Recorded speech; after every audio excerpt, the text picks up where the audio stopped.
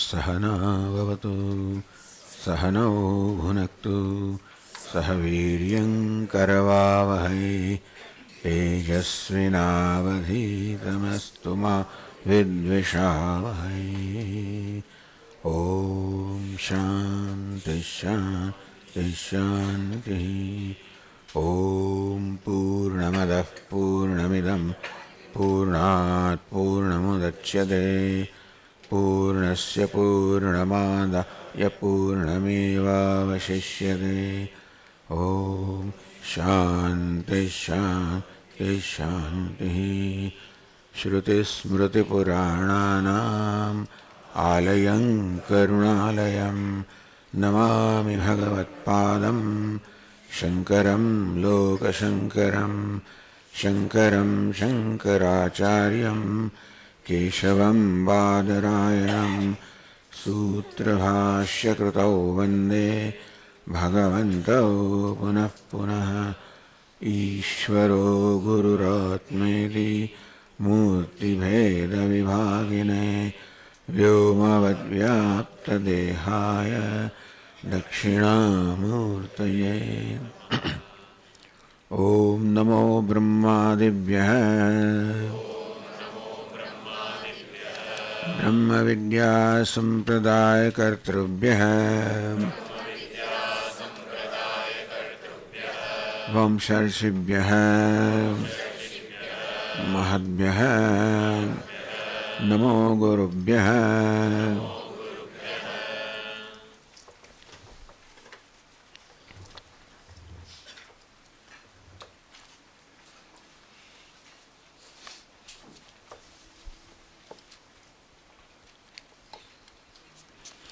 On the page 23, line number 20,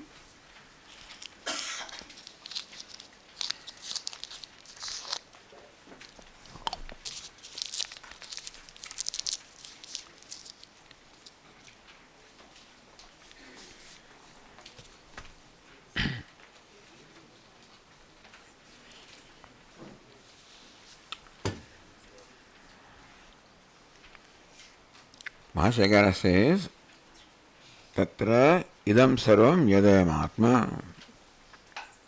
So this was said earlier, Brahmatam paradat ya anyatra atmana brahmaveda. It was said that a person such as a Brahmana rejects me when I look upon that Brahmana as different from me.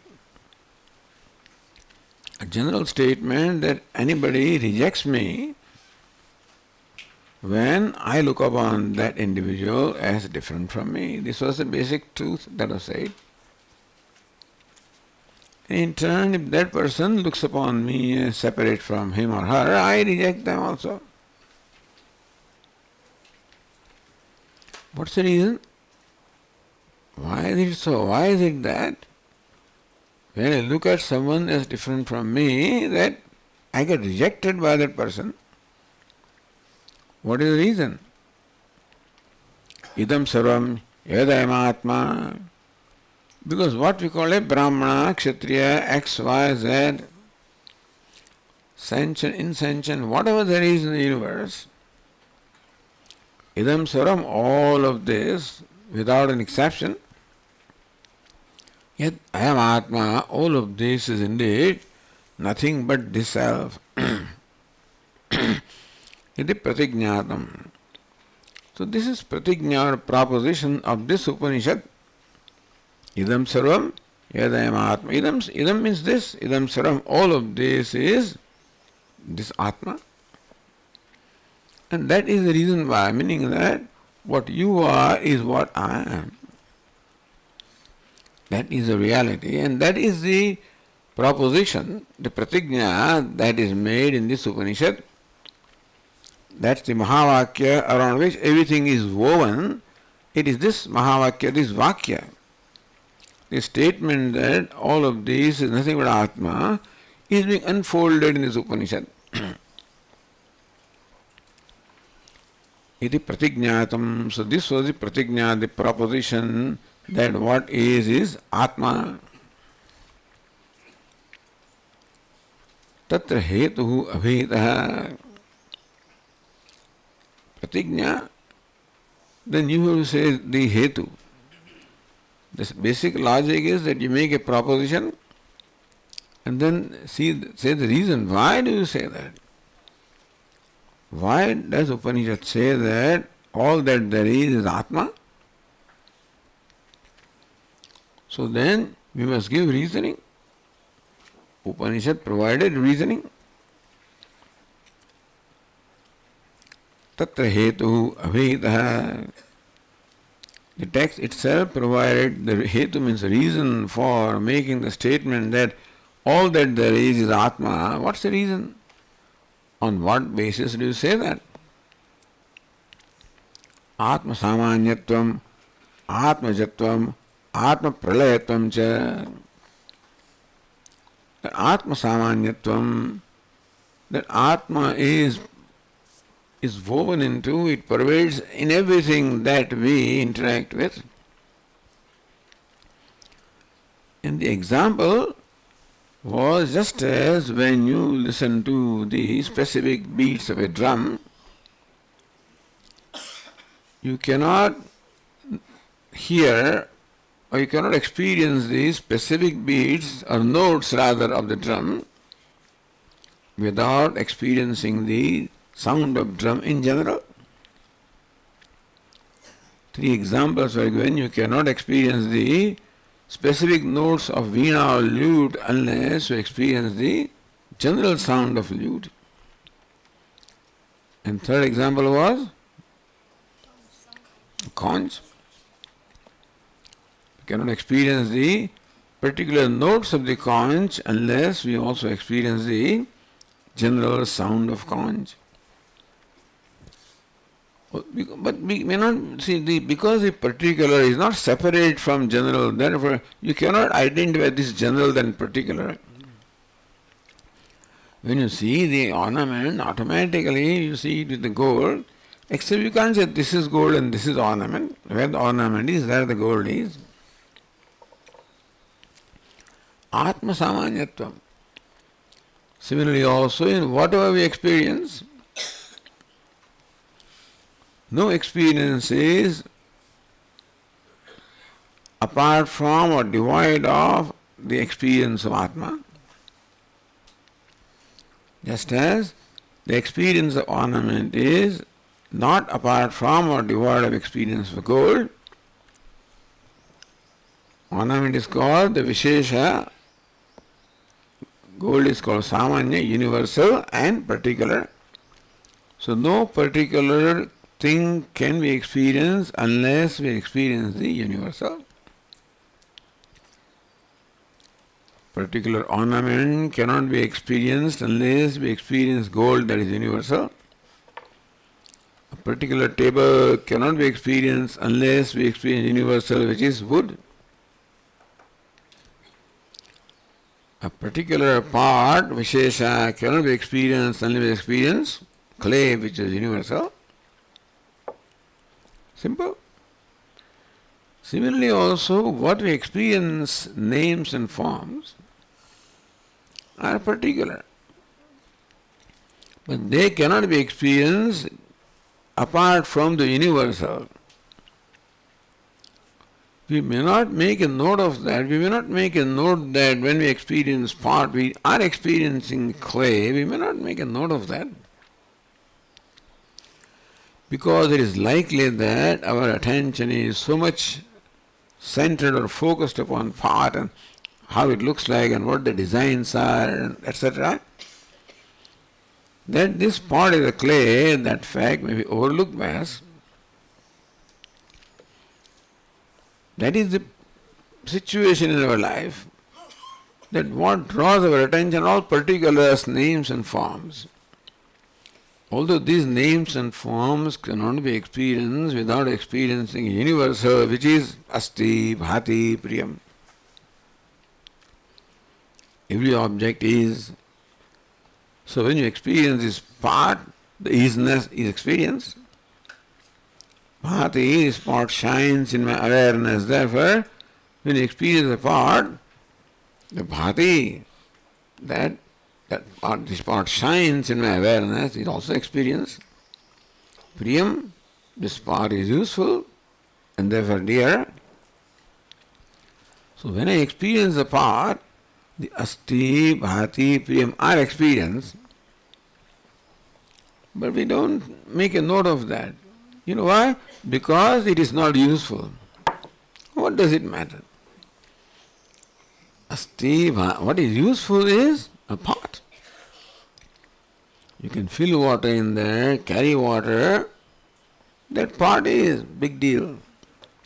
Pot shines, so what? Pot likes itself, maybe. The asti, bhati, priyam is there and we experience it, but then we don't particularly, because it is not useful in our day-to-day life. It does not seem to play any role in our day-to-day life. And that goes with every other object also. But whenever we experience something, we always experience the universal. What is universal? Asti, bhati, priyam. We cannot experience a particular name and form unless we experience the universal, which is what? That it exists, that it shines in my awareness, that it is useful and therefore dear. We always experience asti, bhati, priyam whenever we experience any name and form. Is it not so?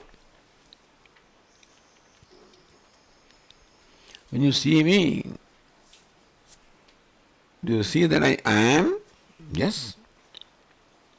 Do you see that you are aware of me? Yes. And do you see that I am dear to you? That may not be so. But yes, I am dear to me.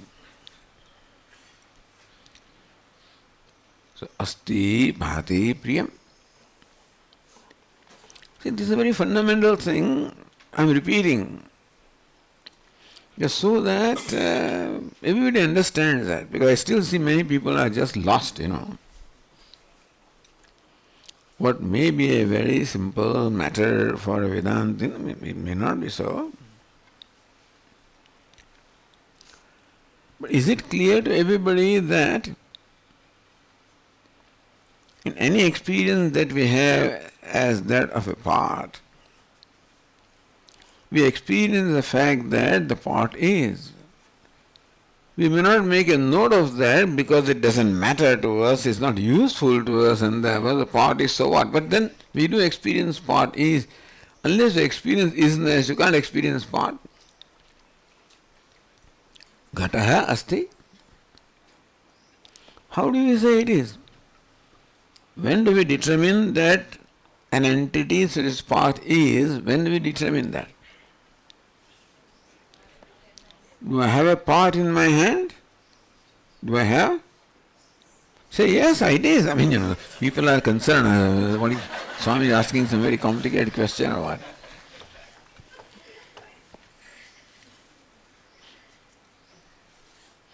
You are sitting in your own chair, nobody is watching you. If you stand and give an answer, then everybody is watching me.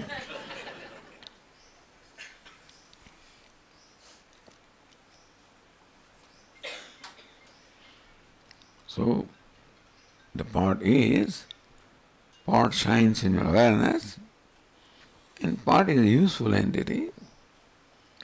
Asti, bhati, priyam. And that goes for anything. Whether an object is precious or an object is worthless. But that a worthless thing is, even a worthless thing shines in my awareness, and worthless thing must be also important because it is there. See, whatever there is in the creation, there is a serve a purpose. The general rule is that nothing that is redundant will exist in nature. Nature keeps on, getting rid of what has served the purpose. So whatever there is in the creation is there to serve the purpose. It's useful and it's dear to the one to whom it is useful. And therefore, whether something is valuable, not valuable, precious or not precious, useful or not, whatever, that it is asti, that is bhati, it shines, it is priyam, this is invariable. That much we cannot deny. And what is asti, bhati, priyam? What is it? The asti, bhati, priyam, where is it? The existence of the pot exists. Is asti, bhati, priyam in this pot? Yes, Swami, where the pot is, that is where asti is, that is where bhati is, that's where priyam is. Is it not so? No? Yes.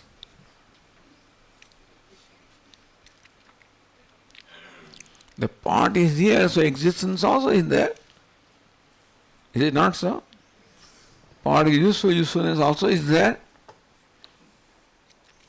Where the pot is, there the asti, bhati, priyam. Is it not so? It is not so. What is here? Asti is where, here. Asti, bhati, priyam is here. And nama rupa is here.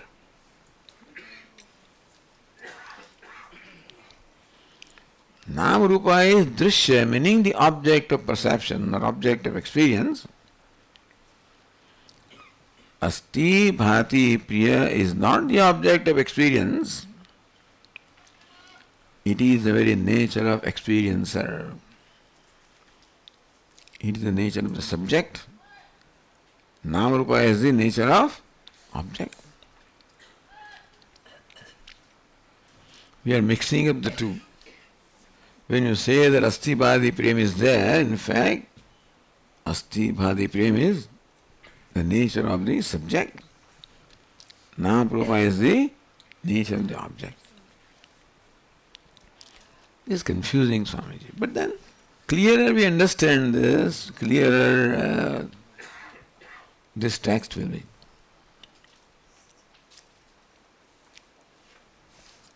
When I experience all of you, you are there, you shine, you are beautiful. But where is that beauty? Where is that being existence? Where is that shining?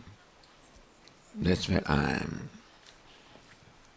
Just by the way, I may tell you, when you experience the beauty of something, whose beauty are you experiencing? Huh? Because asti, bhati, priyam is here. Nam rupa is there. We think that beauty is there in the mountain. We think beauty is there in the river. Beauty is there in the flower. Where is the beauty? Just to be happy to know. Because we have such low self-esteem. We look down upon ourselves. We don't respect ourselves. Swamiji, I am nothing. I am useless, I am nobody, but no. All the usefulness is where? Here. All the beauty is here. All existence is here. All ananda is here. I am not joking, it's a fact. Because asti, bhati, priyam can only be nature of consciousness. It cannot be nature of something that is unconscious or inert. And thank God that, or thank God, you can be proud that there is one entity in the universe that is conscious, and that is you, or that is I. No, Swami, we are all conscious entities. Yeah, we are. But just as the bulb glows because of electricity, this bulb glows with consciousness or sentiency because of electricity, which is what? The consciousness. Just as one electricity enables all the bulbs to glow, similarly also, one consciousness makes all these bulbs to glow with sentiency. with existence, with awareness, with happiness, with beauty. So that existence, awareness, beauty, which I think is there, where is it? It is my own nature. So when I experience the beauty of a flower, I admire this. You can take satisfaction from the fact that the beauty that you are admiring in this flower is your own. You are imparting beauty to this flower. No, I'm not. This is right. Isn't this just to make you feel good that I'm saying this?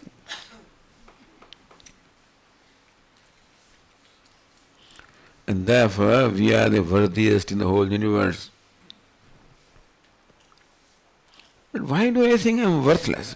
That is because I am equating myself with this body, and this body may be worthless. I am equating myself to my mind, which may be small. But body, mind, etc., nothing but the costume given to me, because an actor cannot come to the stage without a costume. Actor cannot come as he, she is on the stage. Actor must necessarily put on a costume to come to the stage. So also, the Atma Asti Bhati Priya cannot come to stage of the universe without a costume. What is that costume? This body, sense, mind complex. We need this costume to function in the universe and to interact. That's all. Unfortunately, the costume has become I. The problem is that what is costume which is meant for, for interacting with the world, it has some utility. But I equate myself with a costume and then suffer from all kinds of complexes. And that is what they want us to recognize. Idam sarvam yadayam atma, all of this is this self. Iti pratignatam. This is the proposition of this Upanishad. That what there is, Atma means I, by the way. Atma doesn't mean something else. Atma means I. In Sanskrit, the word Atma means the self, which means I. Idam sarvam yadayam atma, all of this is this self. That's what you said. On what basis do you say that? All these pots and pans are nothing but clay. On what basis do you say? Because all pots and pans emerge from clay, they are all sustained by clay, they all merge back into clay. Therefore we say that all pots and pans are nothing but clay, right? This pot has come from where? From the clay. It is sustained by clay. When it breaks to pieces, merges back into clay. Therefore, this pot is nothing but clay. Similarly, what is here is nothing but Atma. In order to help us understand this is called pratigna, or proposition, that what is Atma. When we say that what is here is clay, how do you say, Swami? Because this has emerged from clay, is sustained by clay, merges back into clay. So also, what is here is Atma, because what is has emerged from Atma, is sustained by Atma, merges back into Atma. Remember the illustrations given? What is has emerged from Atma. Remember what example was given?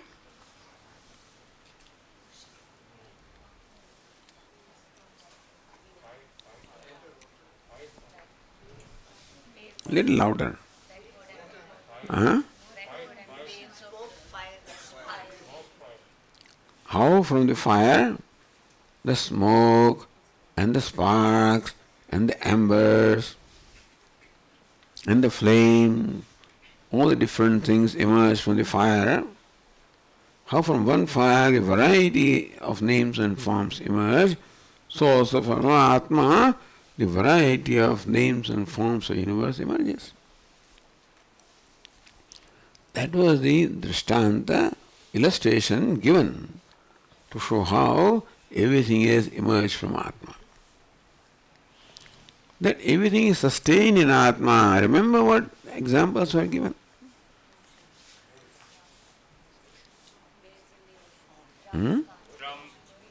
Drum, veena, lute, conch.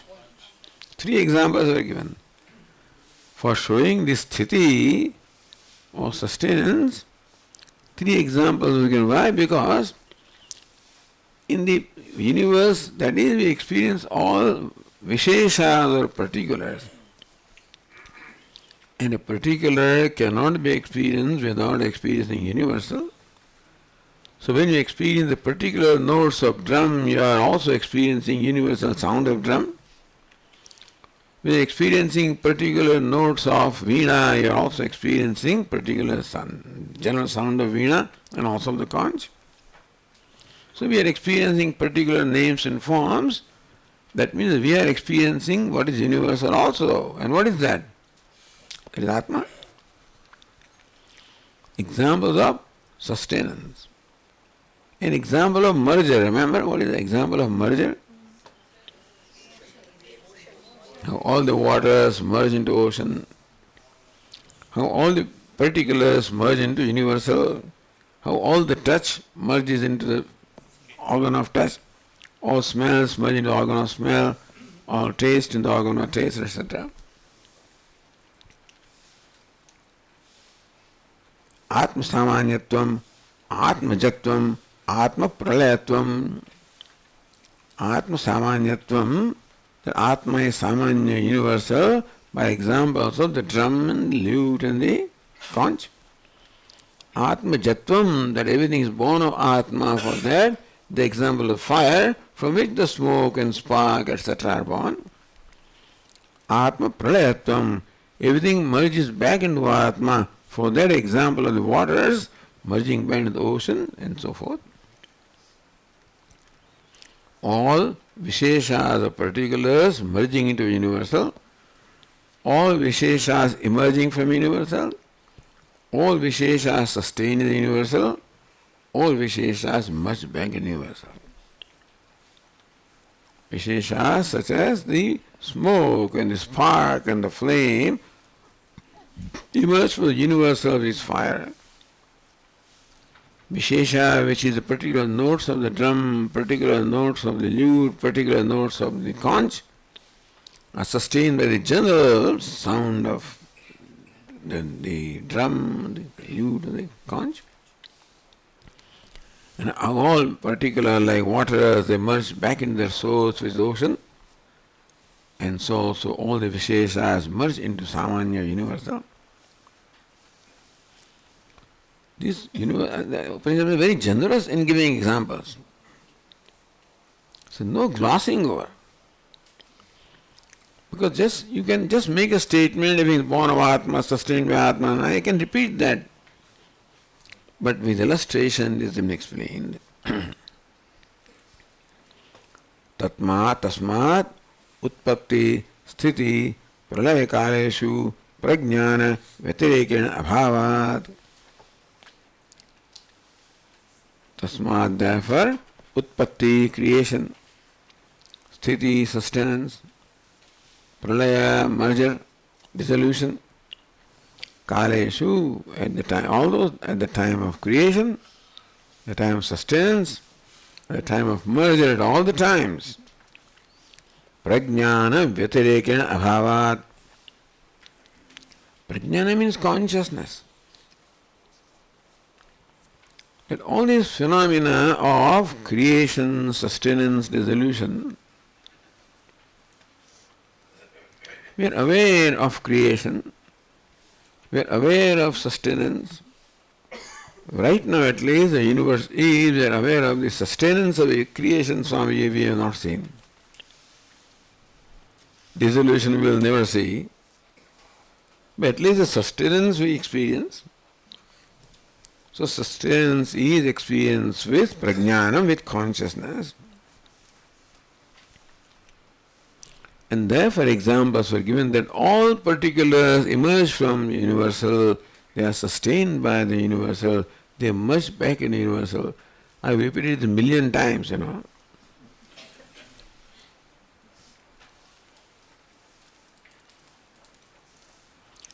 This much lesson we take back itself will be great, from this Upanishad. Therefore, prajnanam brahma atma vedam sarvamiti pratignatam yat.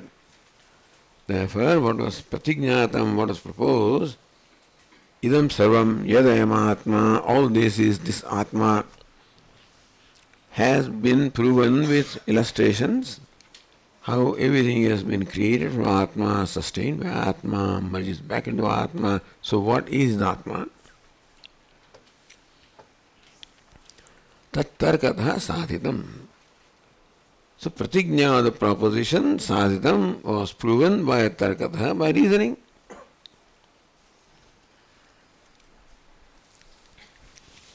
The last example was example of pralaya, as to how all the waters, they merge into ocean, their source.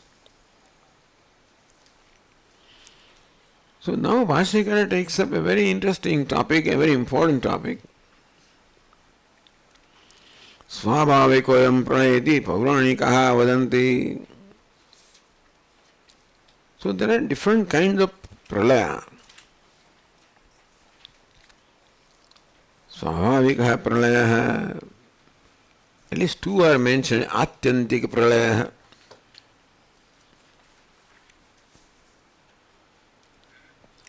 Swabhavikaha. Pralaya means the merger or dissolution that takes place by nature. It is nature of a thing to ultimately go back to its source. This part, when it will be broken into pieces, it will go back to clay. Swabhava. You need not do anything yourself. A day will come when this part will disintegrate, It may not be in our lifetime, but it will. There is something that is holding this part, the atoms of this part together.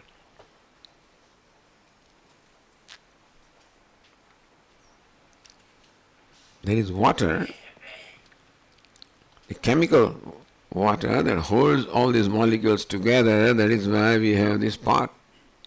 Does it sound familiar to somebody? In chemistry? Sugar has water. Sugar also, crystal has water. Yeah, water of crystal. But understand that there is something that holds the particles of the clay together when there is a spot. When that bonding force is not there, then these particles will disintegrate. Is it not so? This becomes very, clear with marble, for example. When we heat this marble, and marble gets crushed or disintegrates. Because the water which keeps the particles or molecules of marble held together, when you heat that marble, that water gets evaporated, and therefore all those things, the marble gets disintegrated, crushes. That much chemistry have we learnt or not? I don't know. But anyway. Some background should be there to communicate, is it not so?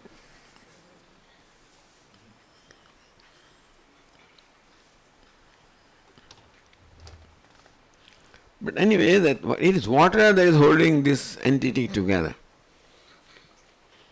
And by heating this so-called part, when the water gets evaporated, all the particles of this clay will disintegrate.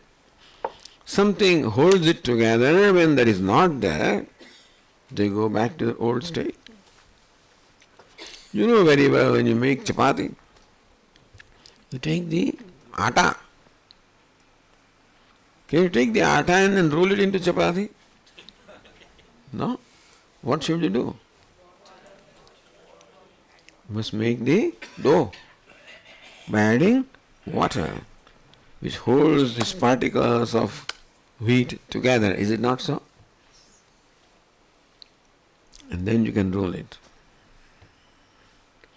You can't take just wheat and try to roll it.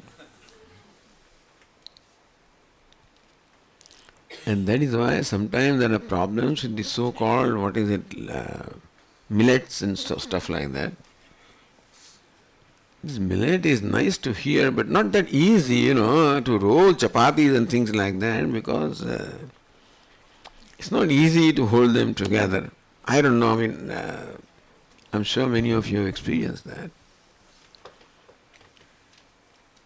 Like this, this corn, and so many grains are there, not easy to hold them together.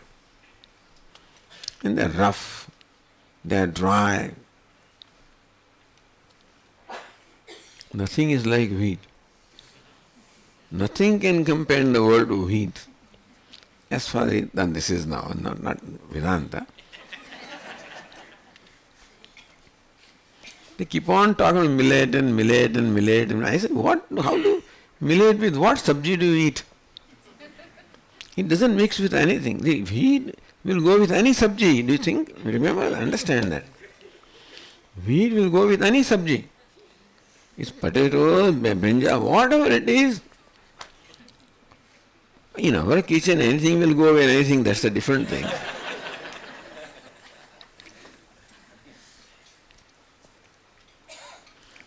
You can mix any vegetable. You can't mix any vegetable. Here you use the turiya and this and something whatever is there is all mixed together.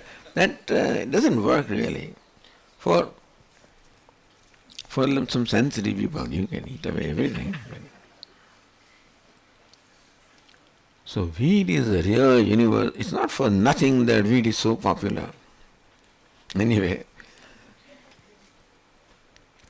holding together. What I'm saying is that something holds it together when the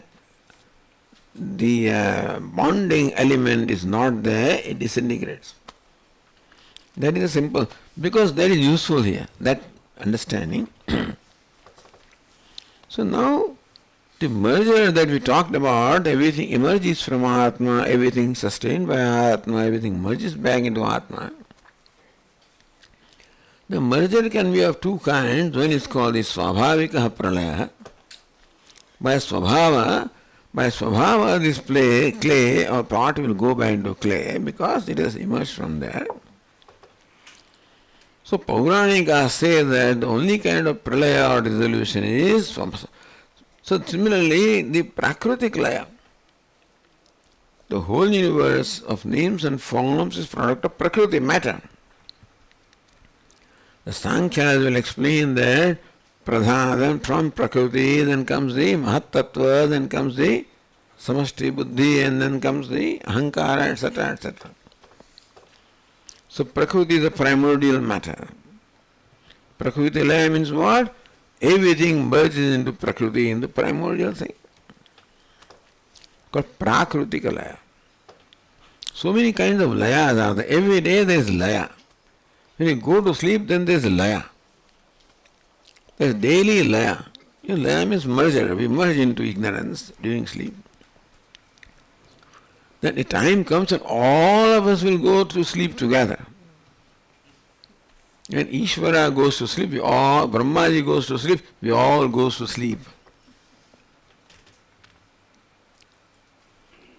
And when Brahmaji wakes up, we wake up.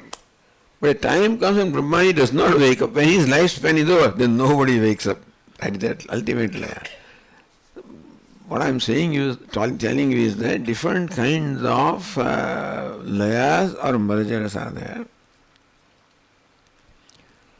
But basically, merger is of the effect into cause, karya into karana, the pot into clay, and this prakriti or the primordial matter is the cause of everything. Therefore, ultimately, time comes when everything merges back into prakriti, so prakritika laya. But that laya is like laya in the sleep that we wake up again. In the sleep we experience the temporary moksha. Sleep is a good example of moksha or liberation. You know that? In sleep you enjoy moksha. Freedom. Is it not so? Why is sleep so dear to us? Because all samsara vanishes in sleep. All worries and anxieties vanish in the sleep. All dualities and conflicts vanish there. In the sleep, we merge into the non-dual, the universal. All visheshas are merged into nirvikalpa, vikalpas are merged into nirvikalpa. Therefore, in sleep we do not have any particular personality or that I. People ask, so what is I, that you is not there in sleep, and therefore we are so happy in sleep. That is why sleep is so much loved by everybody. So when Brahmaji created sleep, Nidra, Brahma the creator, he assigned places to everything in the universe. When Nidra, sleep was created, he went to Brahmaji the creator, where do you place me? Brahmaji says, I place you wherever any Vedantic discourse is going on.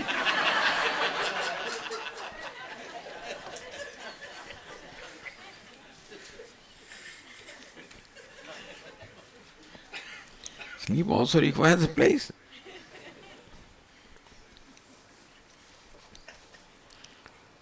But thus there is a merger in the sleep.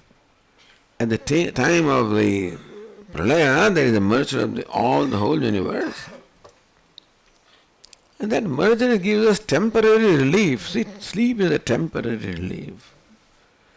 And Ishvara has given us it's a grace of Ishvara that we every day enjoy that relief. Otherwise we'll get crazy. The way the day goes in all kinds of conflicts, if there is no respite from that conflict, then in a few days we'll go crazy. But Ishvara has made arrangement that every night we go to sleep and there is a respite, so we are fresh to again fight back,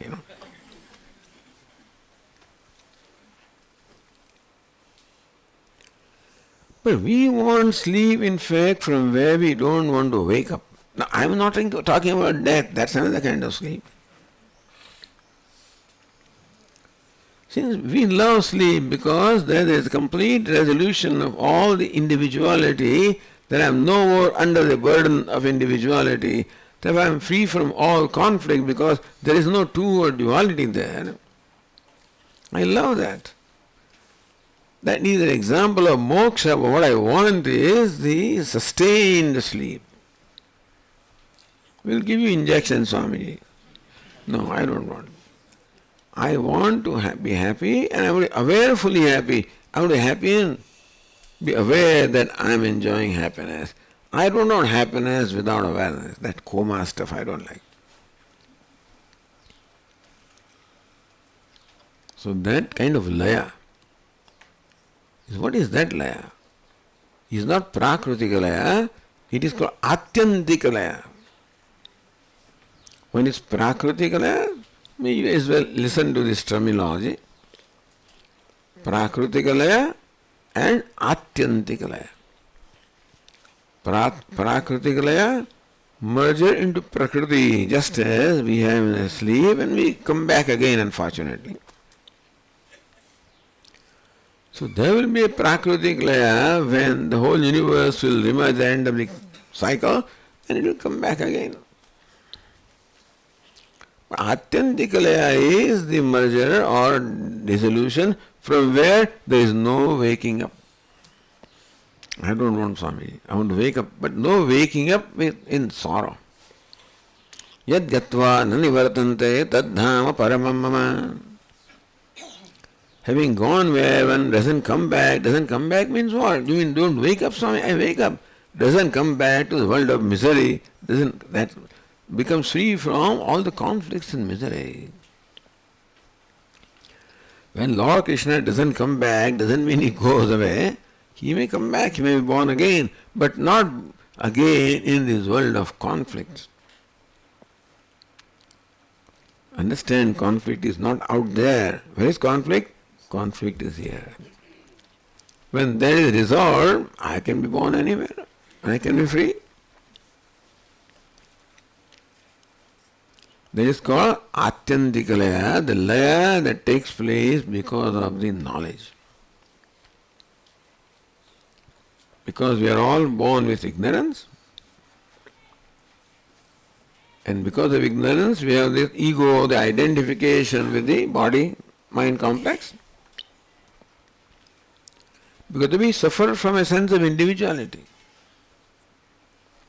Our nature is Atma, the limitless Prajnanam, consciousness, that's our nature. But unfortunately, we constantly suffer from a sense of smallness, sense of individuality, where I feel I am nothing, I am insignificant in the whole universe. Who am I? Human being thought that it's so powerful when the first spaceship went there, and then the astronauts from there were sending some pictures. And that time we saw how the earth looks from there. First time the human being had the actual perception of how the earth looks there, and we were like this little ball. Like the moon looks from here, so earth looks from there. Oh, we are so small. Look at the vast universe, and where are we? Not even a little drop. That time this commentator became very humble. We know it theoretically. When you see it practically, that, oh wow, this is earth. In that there is the United States. In that there is New York. In that there is a studio. In that there is this room. In that there is chair which I am sitting. The commentator realized, was a very wise person, so he said, look, where we are so insignificant with reference to the whole universe, and unfortunately we always waste our life in such arrogance, thinking that, I am so great and we are nothing. Swami, that is miserable that I am nothing. To be something is a big burden that we have to carry. To be nothing is a great relief, really. So a wise person knows I am nothing, and enjoys that being free from all the freedom from burden. So that is the kind of laya that we are talking about. That's the kind of laya that the Upanishad now talks about. It's called Atyantika Laya. The Prakritika Laya is when the effect merges into cause. Prakriti means cause, and then again emerges when the time comes. Atyantika Laya means the merger from where there is no emerging. And that is the laya that takes place by knowledge. So, here this Upanishad explains very beautifully what this ignorance does, how it makes me feel a sense of limitedness, smallness, like a jiva compared to a lump of salt,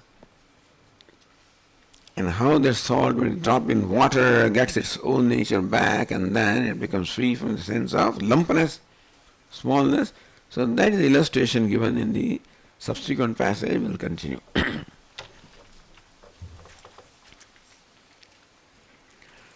Om Purnamadah Purnamidam Purnat Purnamudachyate Purnasya Purnamadaya Purnameva Vasishyate. Om Shanti Shanti Shanti. Shankaram Shankaracharyam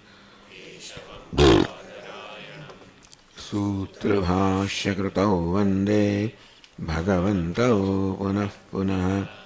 ईश्वरो गुरुरात्मेति मूर्तिभेदविभागिने दक्षिणामूर्तये नमः। ॐ शान्ति शान्ति शान्तिः। हरि ओम। श्री गुरुभ्यो नमः। हरि ओम।